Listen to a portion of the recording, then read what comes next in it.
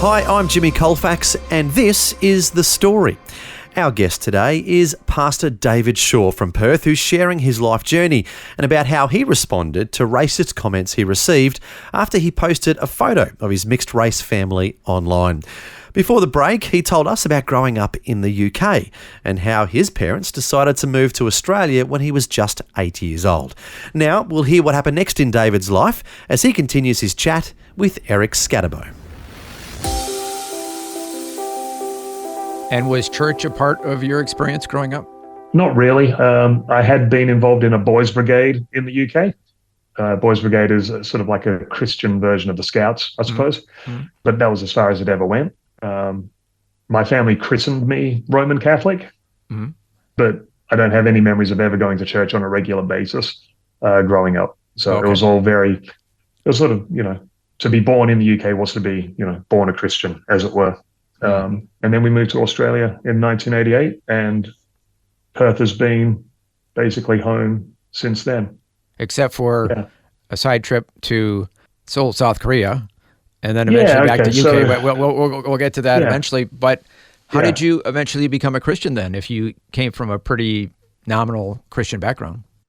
I just ended up in a local church youth group with a bunch of friends from school. And for a couple of years, I heard the gospel on a weekly basis, and it began to make sense. And I don't know exactly what it was that was compelling at the time about it, but I do remember that you had these young adults in their mid to late 20s, maybe early 30s, were giving up their Friday nights when they could have been boozing it up at the local tavern, and they were just spending time with teenagers and playing games with them and having a lark and sharing the gospel. And I began to see a bit of beauty in the truth that they the lives that they were living and the message that was being proclaimed online. And it was something quite beautiful and compelling.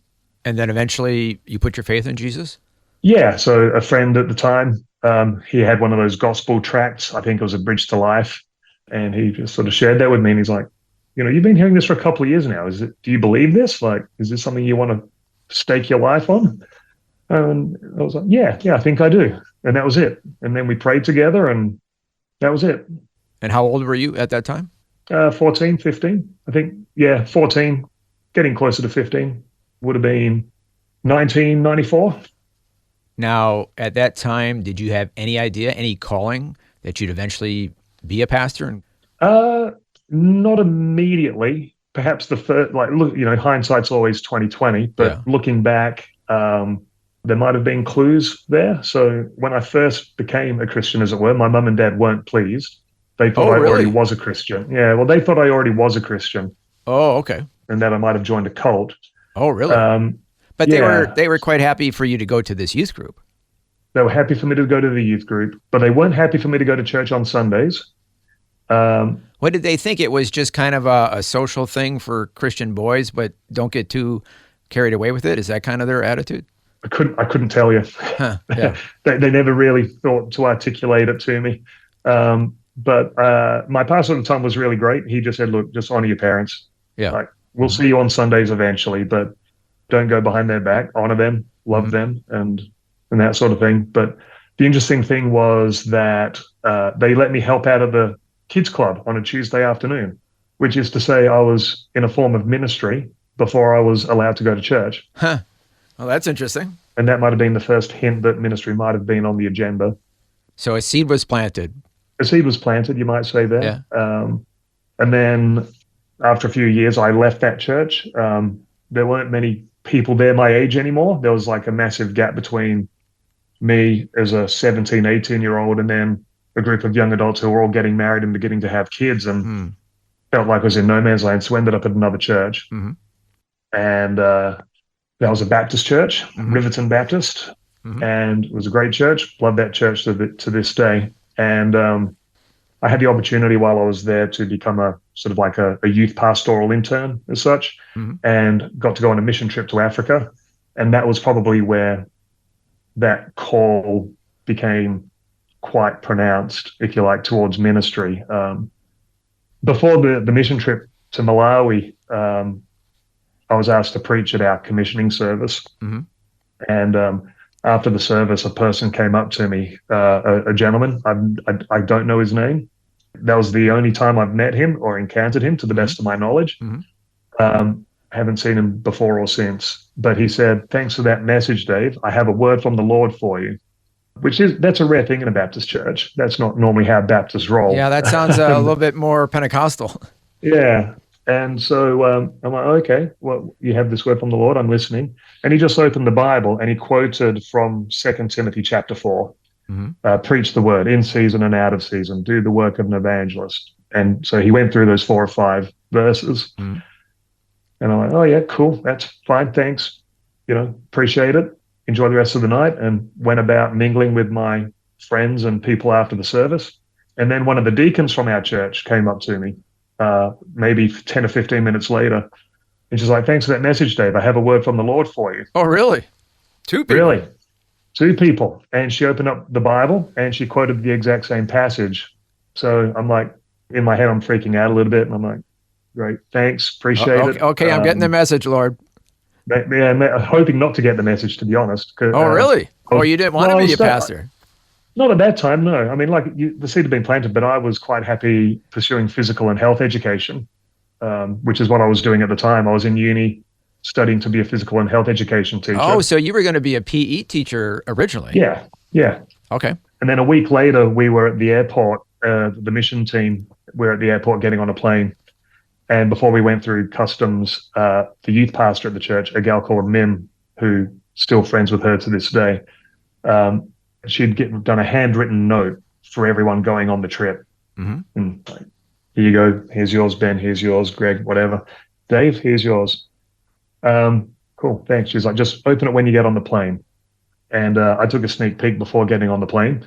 And she'd written the same verses that had been quoted to me the week before. And so 2 Timothy chapter 4, preach the word in season and out of season, and that sort of thing. So 3 times through God's people, God brought that word to me. Yeah. And I shared that with a missionary in Malawi. And he said, "Run for your life." What? What did he mean by that? Well, he's kind of like not so much pull a Jonah, although that could be implied, like just get away from. I think his point. His name's Ross. Really good man, Ross Britzer, and he basically said, "Look, just because the Lord is calling you to this doesn't mean He's calling you to start tomorrow. You're 21 years old. You're in the middle of a degree. You've got a lot of growing up to do. You've got a lot of things to learn. And if it's really of the Lord, it'll still happen. You've got nothing to worry about." Yeah, those are good points. They're really good points. Yeah. It wasn't a case of the Lord has called you, drop everything, go. Yeah. It was, God has still called you to stuff today. You still have to be faithful to the stuff that God has called you to today. Finish your phys ed degree. Go teach for a bit. Don't rush it, and God will make it clear when it's time. Yeah, right. If this is a true calling from the Lord to enter into full-time ministry, it's not going to go anywhere. That calling is going to be there. Yeah. That was wise advice that you got there. It was it was huge. Yeah. And it settled me down a little bit. And when you have that kind of experience, you get all sort of worked up. Yeah, and you might expect something tomorrow. Yeah, and it just settled me down and put me sort of. I was already on the right track. I was already, the Lord had me where He had me. Yeah. And there was nothing really to do except to just keep doing the things that I'd been called to do in that moment. Just be faithful on the daily. And when the time is right, it'll be clear. Like, you won't have to force the issue.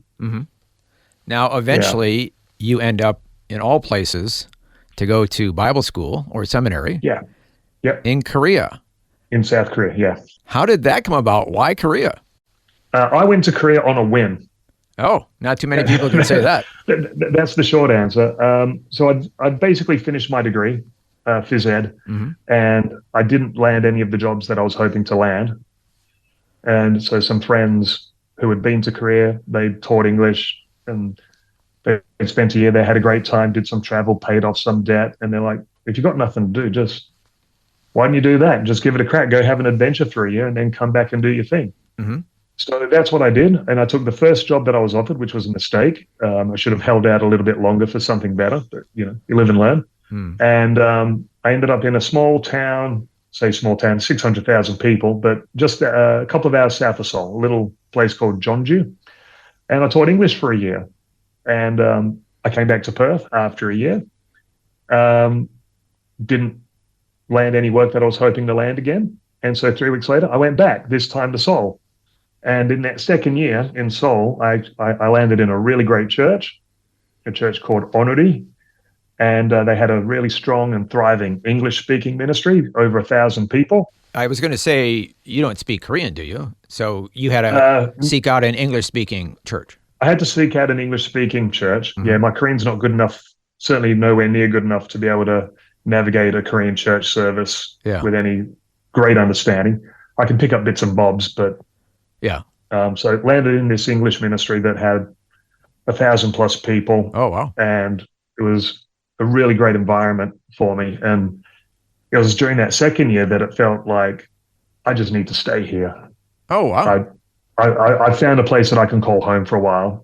So interestingly, you, even though you're from the UK and raised in Perth, you felt most at home spiritually at that time in a church in Korea. Yeah, full of Koreans, Korean Americans, Korean Australians, a lot of US military people. Oh, okay. Teachers in international schools. Talk about multicultural. Yeah, well, this particular church had they must have had over a dozen ministries in various languages. So if you showed up to this church on a Sunday, like this, it's a proper mega church. So like Korea is well known for its mega churches, and this was among them. But they had ministries for Arab-speaking peoples. They had ministries for people from the Philippines. Oh, wow. They had a Japanese ministry, Russian, Mandarin. I mean, you name it. This was a church that had a global perspective and saw a need to serve the various international communities that had called Seoul home, for whatever reason. Yeah, and you felt comfortable there. Massively comfortable. I loved it. What did you like about it so much? I just loved Seoul. I love the city. Seoul is a city on an epic scale. I love the vibe of the place. I actually really love Korean culture generally. I think you think you've got it worked out, then it finds a way to surprise you. I found that it was a place where not everyone enjoys it, and I had people, I knew people who left halfway through their employment contracts and just had to get out. But I just found it a really dynamic and interesting place to be, and I'd made some incredible friends, and I just wanted to hang out with them. Yeah, Seoul was the place to do it. You know what I'm going to ask you? Was one of the persons that you've met Becky, your future wife, or is she not in the story yet?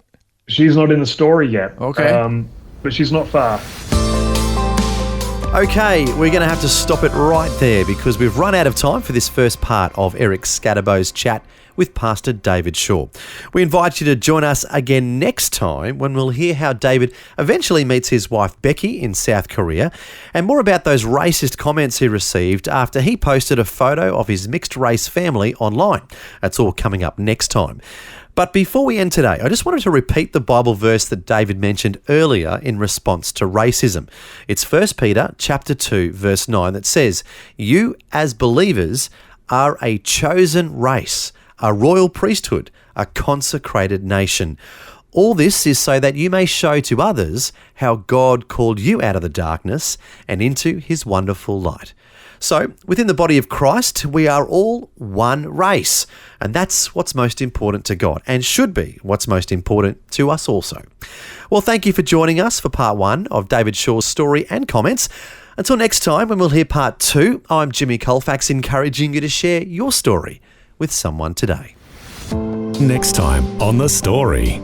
I put that picture out as an act of solidarity with another pastor based in the US who was responding to a particular person who had suggested that if you have different colored children in your family, you're not fit for pastoral ministry. And so that's when it sort of blew up, and a few people retweeted the picture of my family with ill intent. And then I read through maybe the first half a dozen comments, and I could just see the pile-on beginning. Pastor David Shaw posted a photo of his mixed-race family online and was surprised to see complete strangers from overseas respond with racist comments. David joins us once again to share more of how he responded to those comments and more of his and his family's story. It's all coming up next time. The Story. Just another way Vision is helping you look to God daily.